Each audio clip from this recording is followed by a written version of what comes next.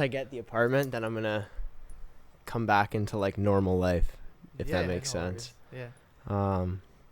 So yeah, what's going on, guys? Sincerely Podcast. I don't know what episode this is. Whatever episode. I'm with my brother Thraxxx, and we have a very special guest today. He goes by the name Anthony Romero. Anthony, how are you today, brother? Oh well, how are you guys? Yes, sir. We're doing very well.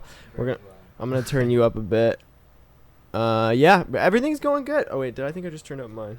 No, maybe not.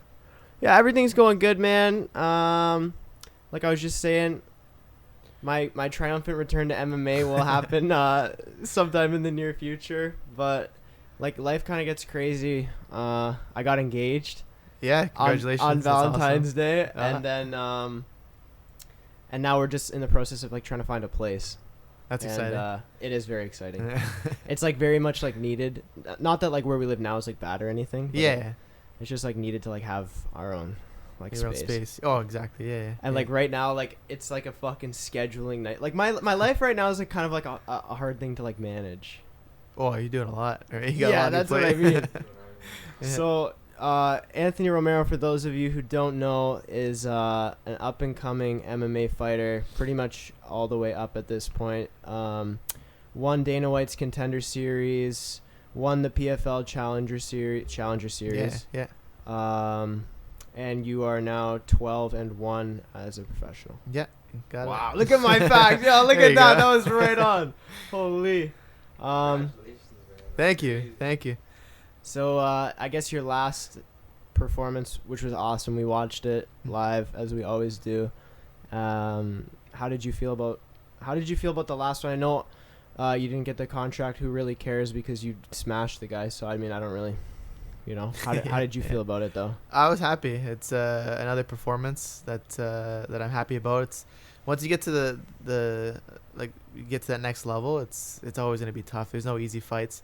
So I'm happy to be able to perform and a still win's a win. Yeah, exactly. A win's a win. Yeah, and it wasn't I don't think it was a boring win either. It was like, it's not like I held him down for 3 rounds, laid on him. There was like, nothing boring about that. There was knockdowns, fight. there was grappling, striking. There was a lot going on. Everything you could possibly want. And he wasn't a dead fish either. He was a good opponent. So yeah, he was good. He was good. Yeah. He seemed to be like matching your caliber of yeah, fighter exactly. at this point. Yeah, which is good, right? So I'm happy, and probably work with PFL again in the future. So is that what you're thinking? Yeah. Yeah. 100%. Yeah. They seem like they have their shit together over there. They're awesome. The whole, like, from the very top to the owner to the cameraman, they're awesome. They're really nice and really supportive towards the fighters. So it's really cool.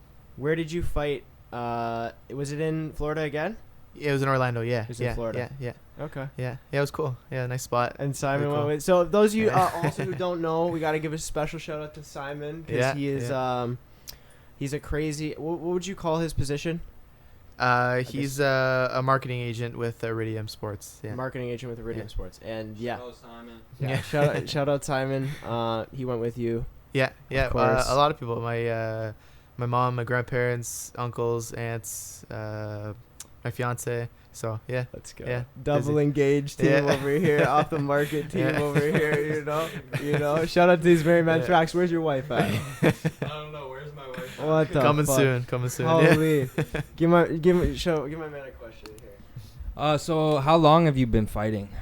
I've been fighting, I would say 20 years now. I guess I guess since 18, but I've been training since I was like 5 years old. Oh yeah. So about 20 years. Well, 21 I guess now. I realize that 26, but yeah. Yeah, so. And how long have you been fighting, like, professionally, you say, like? In 2018, I started fighting professionally. So a couple of years now. I believe it's 6 years, something like that.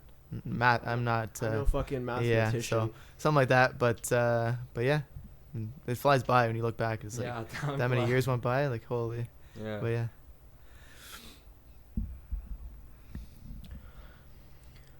Well, where did you see yourself at the? Do you see yourself at a certain point, or do you get frustrated ever? Do you ever get frustrated with things like not going as fast as you want them to go, or do you just appreciate your career as a whole, like as an art? Because martial arts, that's really what they are. Like it's it's like a whole art, right? Like I mean, yeah. that's where it comes from. It's kind of like music's an art. It's the same thing in a sense where it's like I can't really get mad at myself to not be at a certain point, because like that whole point of doing something, we talked about this the other week, was like just because you love to do it at the end of the day too, right? Exactly. Yeah. I would be honest. Like after the Contender Series, I was frustrated. Yeah. I was still only 22 years old. Yeah. And then looking back at it, it's like, well, whatever. Maybe it was meant to be to go to the PFL and try to win a contract with them. It didn't work out with PFL yet. But like I said, I'm most likely going to be fighting with them again in June or July. So, yeah, I think everything happens for a reason, and just learning from the downs and appreciate more when you get up to the highest level. So the thing I admire about you a lot is that you're very resilient, and I know I know Anthony because actually I know you because I hit you up to sponsor you for one of your fights. Yeah. And I said, let me cut your hair for free because I cut hair and blah blah blah. And then we started training together at his gym, Genius Fitness, in Port Coburn on Clarence Street. And then, like I was mentioning earlier on during the intro, I took a step back from training because music started going crazy, which was good, thank God. But the thing that I've always admired about you, and I'm sure you get frustrated at times, but it seems like for the most part, you're a very resilient person, and you're patient. So like, do you have any advice on how to be more patient, how to not be, because a lot of times we're our own worst critic. Yeah. Right? Yeah. And like, it's easy for me. I'm 21 and I get mad at myself all the time for like, why did I do this? Why did I buy a fucking Mustang? You know what? Like I want myself to be like more like perfect. I strive for perfection. You strive for perfection. It's kind of like the name of your game. What do you have to say to people in regards to just being patient and letting life kind of like work itself out a little bit? Like, I would, it's tough to tell people how to live their lives, because some people get things quick and some people get it a little bit slower, take some time. But I don't know. It's just, I think it's just the way I am. It is just the way you are. You're just like, a calm it's hard guy. to, it's just a calm guy. Like, and then you see him fight and you're like, what the fuck? Like, I don't even know this guy, dude. It's hard like, to describe it. Like, it's not like I tried to be, it's just just the way I live my life. And, there's times where you get frustrated, but I think it's normal. It's normal just a human emotion. Thing. Yeah, exactly. And then just understanding why it happened, right? Like maybe I wasn't ready to get to the UFC. I was only 22 years old. Maybe a big injury could have happened. Who knows what could have happened at that 100%. Time. 22 is kind of like young to start in the UFC. I don't even know if there's any guys on the roster right now that are even in their early 20s. Is there anybody? There's a there's couple, that Rojas Jr. guy. Yeah. So, but yeah, you just never know. Time and place, right? Look at your teammate Jasmine, right? Yeah, like, I mean, even Aaron Jeffrey, right? He's been killing it. And he was on the Contender Series twice, lost both times, and then got a contract with Bellator. Started smashing. He's doing well, right? number 6 in the world, and yeah, he's doing well. So that's super cool. Yeah. What do you got? Where are you from? I'm born and raised in Welland, Ontario. Yeah. Shout out Welland, Ontario, real quick. Yeah. I don't know. I'm gonna send it right back to you. Okay, nice. Oh yeah, he's a Welland boy. Yeah, he's a Welland boy. That's why we love him extra. People talk shit to you when you were growing up about being from Welland? Not really. No. I don't think. Not that I've heard, anyways. Yeah, not in front of I me. guess it's a little bit different for you though. Yeah. Fuck, no one's really gonna talk shit to you like that. I've always actually been meaning to ask you this question. I'm not sure if I did ever ask you during a haircut, but are you religious? I was born religious. I do believe in a higher power, but I'm not someone who's gonna be like, you have to believe in what I believe. Right? No, it's just no, you believe in him or not, whatever. That's what I think I remember. But I have my own beliefs. But yeah, 100%. Doesn't matter. You believe in. You can believe in whatever you want. A genie, whatever. We can still be friends. We're cool. Oh my god, that's brilliant. So growing up you're not a very confrontational person. So we had DeMonte Wilson on here last week. Yeah. Shout out to DeMonte. He grew up fighting a little bit in the street. That was never something that you took part in. No. No. No, I was a good boy. Yeah. Straight laced. That's how we like them. Yeah. Reminds me though, your fiance Sam, she's a really good level wrestler too, right? Yeah. So that's super interesting. Yeah. No, she's doing well. Wrestling at Brock University. Yeah. That's kind of how we met. She doesn't like to admit it, but that's how we met. Yeah. I saw her the first time in the room, and yeah, so That was it it. started from there. Love at first sight. Talk to me about because you must, just it's only like a part of your life really that is fighting, because another huge part of your life is running your gym. Mm-hmm. So you are very business oriented in a sense too. So talk to me about what was your initial push in that direction, and I'm sure it was nerve-wracking also opening a gym. Yeah. Because you never know how opening a business is going to work out. Mm-hmm. Talk to me about like what your thought process was like when all that was going down.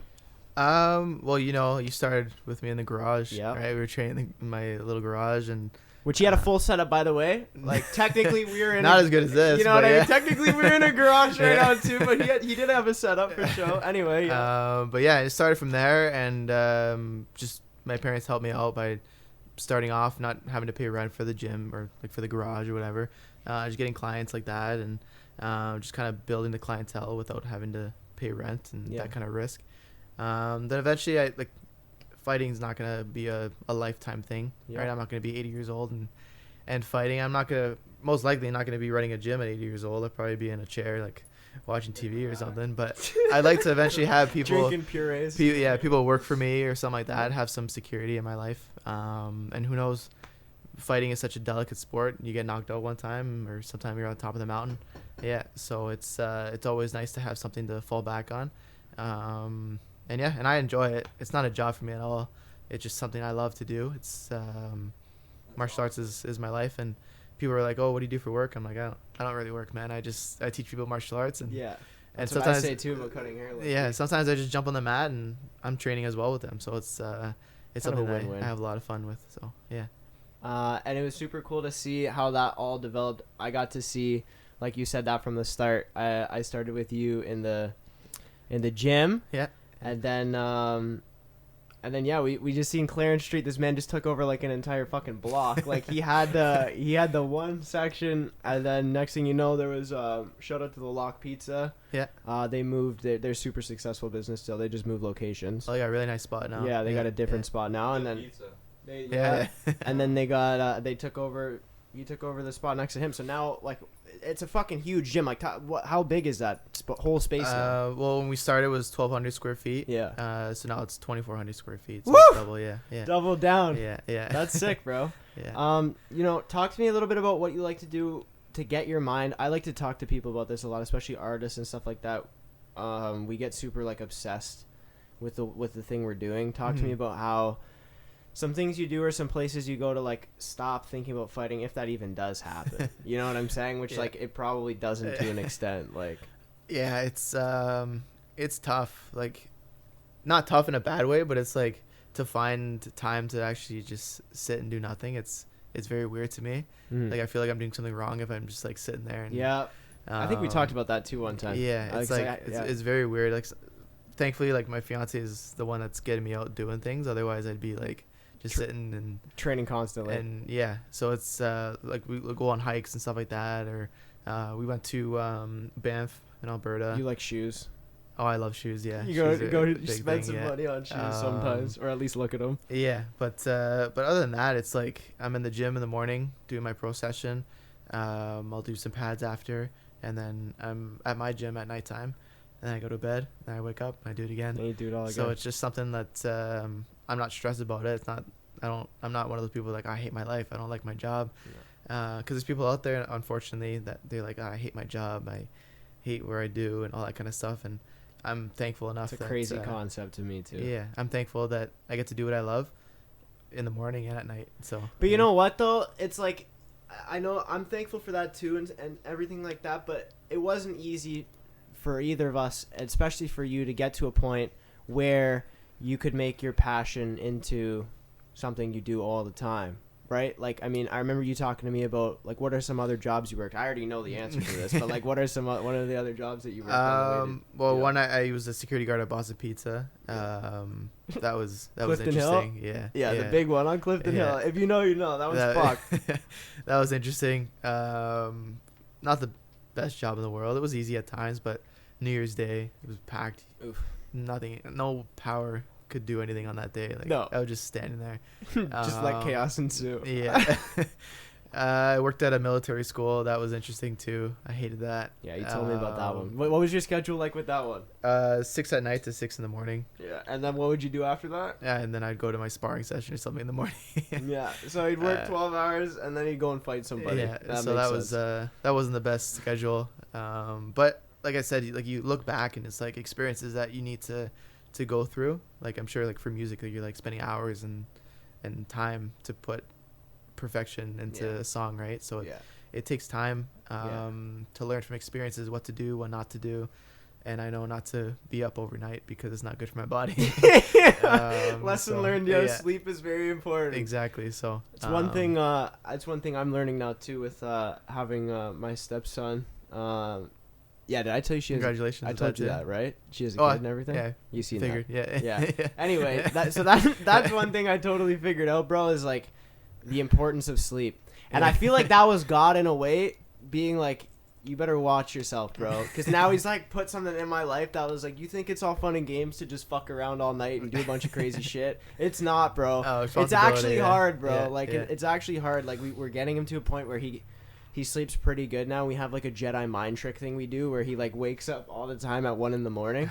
So at like 12:30 we'll like move him a little bit and give him the bottle, and it tricks their brain into thinking like, oh, I woke up and like caused mayhem so I can like sleep all night. You know what I mean? Yeah.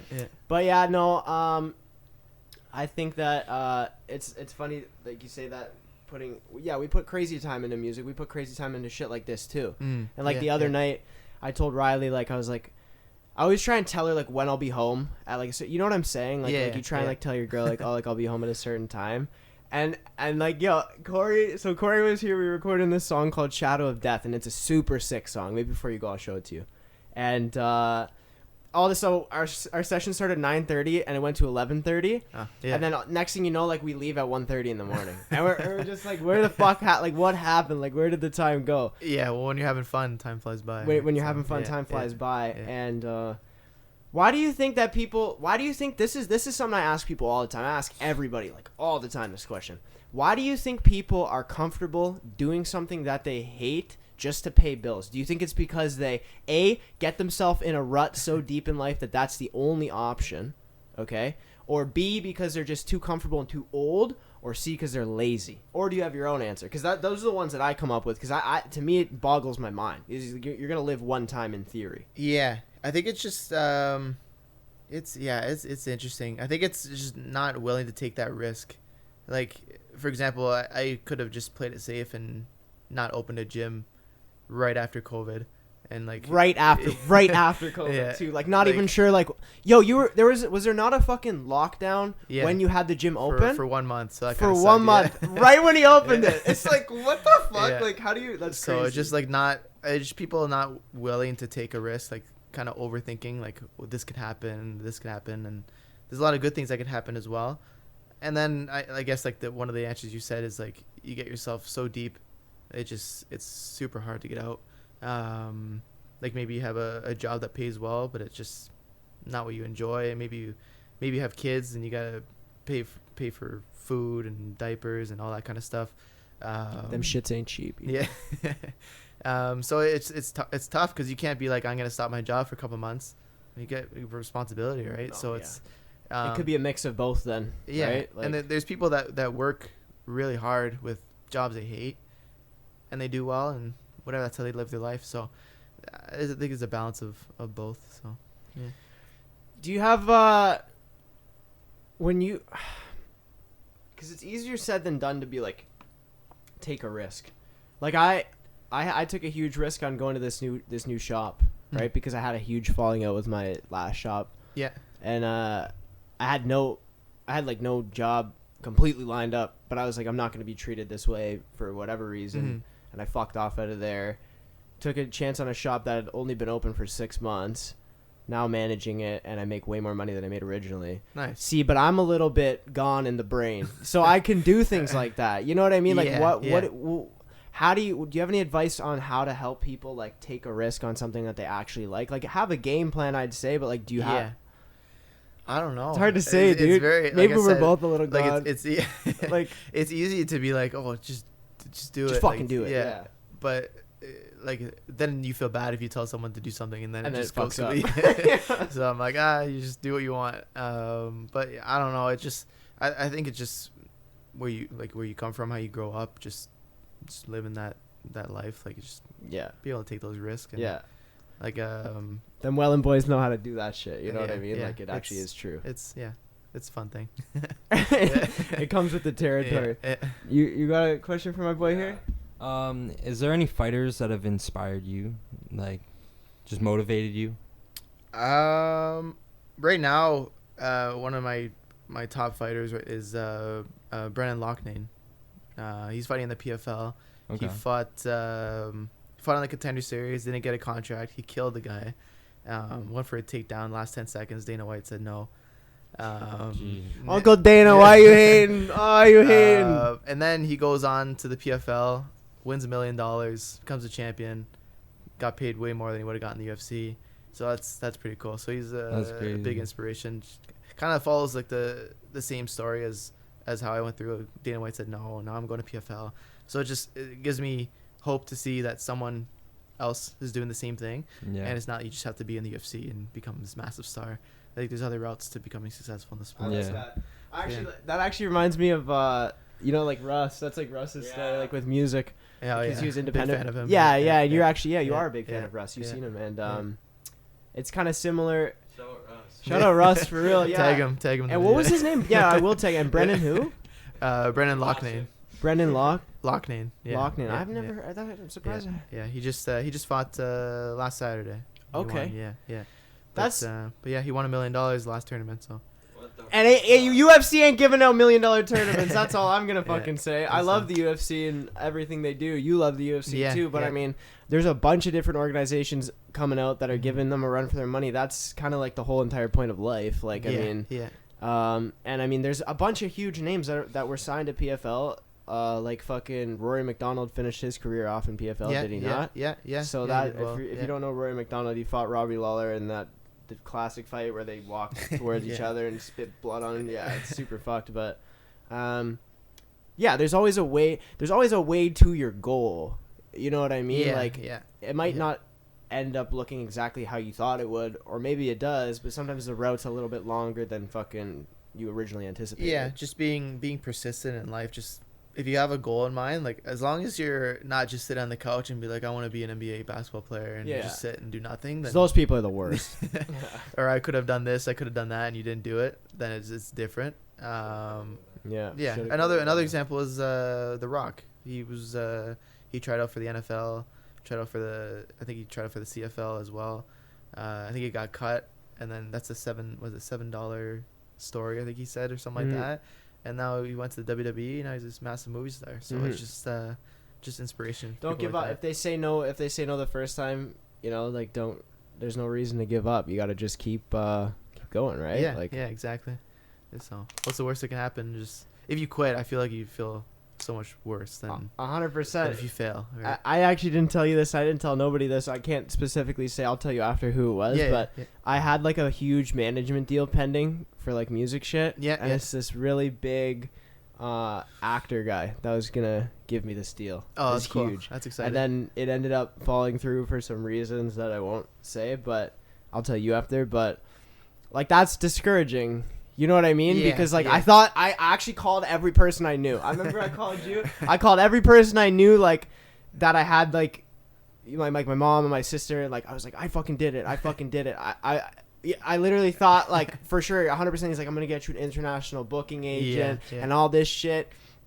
And I thought I did it. And fucking you've been there before too, where you're like I just won Dana White's Contenders. Like it's the same exact thing, and like that feeling sucks, but there's a big prize waiting for us at the end because like we have to be persistent. You can't just you can't just take the one thing that didn't work out and be like fuck it, it's not. It doesn't work. It didn't work out. It's not meant for me. Like Yeah, exactly. unless that truly is the case, in which case you didn't love it that much to begin with. It's crazy because like I said, for the Contender Series, I was pretty heartbroken. Like as a kid, 100%. you're like, I want to be in the UFC. He's and 22. He wins the Contender Yeah. Series. and then he says no. I'm the only one, by the way, out of 5 people. The only They picked one out of 4 5 people. Yeah. This guy wins, and he goes, Yeah. nah. Like that's stupid. That doesn't even fucking make sense. And then either. from that experience, it's like you go in the Challenger Series, and then they say no again. Like my coaches are like, "Oh, you're gonna get it this time. You're gonna get it," and I'm like, just relax. Like I know, like if I get it, cool. If I don't, then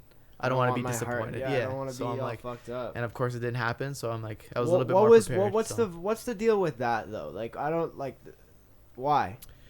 Well, they did like the fan voting thing, and then they did. So they picked one guy. Yeah, there's like one contract for this one, which I don't know what happened because I don't see a fight booked for him soon, but it doesn't matter.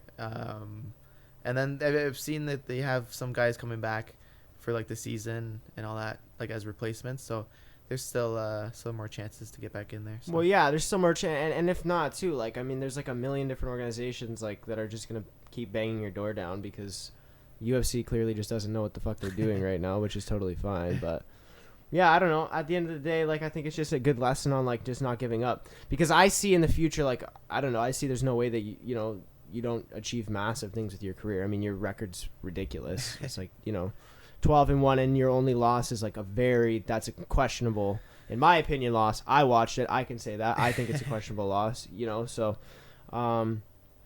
yeah, it's exciting, man. Like, it's exciting to see somebody else from Welland, and you're a friend of mine, like, Yeah.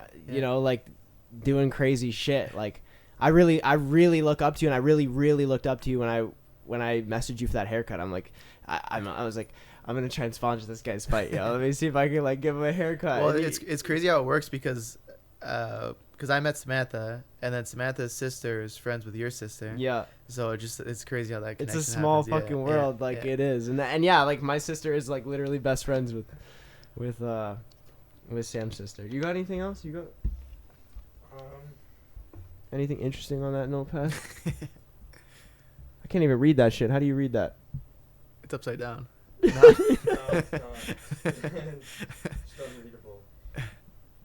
Anyway, we're gonna give Thraxxx a calligraphy lesson after this. Yeah, I'm really happy with this. I want to keep having you on like as a return guest. I think it's cool to do that, just to check in with people as things go on. Yeah, no, this is fun. I appreciate you guys having me on. Yeah, 100%. And any closing thoughts? Like, what are you looking forward to for the rest of this year? You said something in July. You're looking at potentially. Most likely, June, yeah. July? They said second half of the season, so I'm waiting to get confirmation. They said they want me back. I don't know exactly when, but I'm assuming around that time. So just preparing and getting ready. Just for keep that, watching for that. Keep watching for Anthony Romero. If you guys are in the Niagara region and you want a dope gym, especially a dope gym to start training MMA at, or just circuit training like fitness. In general, the circuit will fucking kick your ass 100%. So if you are in the Niagara area, check out Genius Fitness. It's on Clarence Street. The rates are super reasonable. Like Clarence Street, Port Colborne. He lives in Port Colborne, so he knows exactly where that is. Go check that out. Follow Anthony on all socials. Go check out his old fights. Like, they're all sick. He wins all of them. So I mean, yeah, that's how that goes. And thanks for coming on. Yeah, thank you guys. Appreciate it. Anthony Romero. Shout out. Yeah, thank you. We'll see you guys in the next one. Peace. Pieces. Dope. Awesome. Yeah, that was easy. Yeah. Thank you, man. Thank That was dope. It's good to meet you. Thank you. Nice to meet you too. Easy. It's like talking to my old buddy here. That's exactly what it is. Yeah, that was actually good. That was like 30 minutes.